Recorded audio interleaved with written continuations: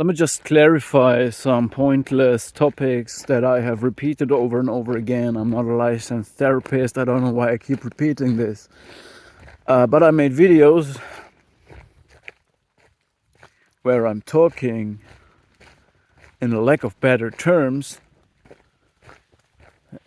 in clinical terms, but I'm not diagnosing these people. I'm just offering them, if necessary, we can go there together, okay? Anyway, what I want to clarify is I said different names for the same manifestation. So I say dormant, doormat, okay? Dormant, doormat. I say dormant psychopath, a name coined by Sam Vaknin, okay? If you check on YouTube dormant psychopath, you will find videos from Sam Vaknin, okay? I also say covert narcissist to the same, when I want to talk about the same manifestation in spirit and flesh, okay? I can say covert narcissist, I can say dormant psychopath, I can say covert narcissist with secondary psychopath. Whatever I say, I always mean the same, okay? And I could go on with different terms, and some are maybe righter and some are wronger, but I don't really care. But let me explain what I mean with that, okay? And this is, I mean, a set of traits, a behavioral pattern to extract supply. And it's always the same, okay? And what you have to understand is that what I'm talking of is a person that has run out of narcissistic supply, okay? So these are people who are not able to regulate their emotions naturally, not live in a society independent of the human resource. They need humans around them to extract validation. So basically they do everything that a normal person does, but it's forced. It has to be. And this is why they act reckless and stripped of any moral or ethical codes, as well as they have no remorse, pity,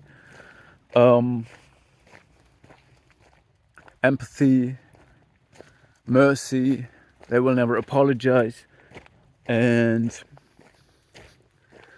some of them are even sadistic, okay? Some are even sadomasochistic, but anyway, thing is, you need to understand they have a huge contradiction within themselves, and this is the grandiose self, okay? Grandiose self comes from childhood trauma. It makes them invulnerable to the further pain because they had great pain due to rejection, idealization, traumatic experience of any kind.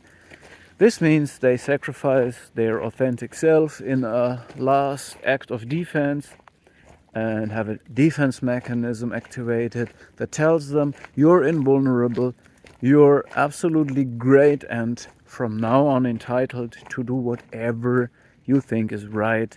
You don't have to follow any code, moral, ethic, mercy, empathy. No, you don't. You can do what you want now, okay? And when these people are successful in life and can get positions of might, what often happens because our society supports and rewards narcissistic behavior in many cases, they will become overt narcissists, okay? You find them in all positions, especially as doctors and psychologists and therapists, by the way. And But when these people run out of supply for some reason, and most of them spiral slowly towards self-destruction, they have self-destructive and behavior, and the huge contradiction is the grandiose self. So they are kind of better than anyone or the only one there, okay? They are so self-absorbed that people around them are only objects for them, which means the only person that is there is them. And so they are God, basically. And as God, and you know, this is the grandiosity. But at the same time, they have introjected the strong negative self-image and self-hate. They have extreme self-hate that gets triggered whenever they meet authentically happy, self-supplying people. Because then they project this on them, or they want to break these people basically because they just can't stand it. And I could go deeper in this analysis, but it's not necessary, right? What I want to tell you is a covert, doormat, psychopath, whatever, when I say these terms, okay, covert narcissist, doormat, psychopath, or combinations of this, or vulture, or whatever, what I mean is a human being that has run out of supply and is not able anymore to invest. They have no position anymore. They could not extract any validation anymore. They can't even force anyone to stay with them. Nobody wants to be with them. It's the end. And these people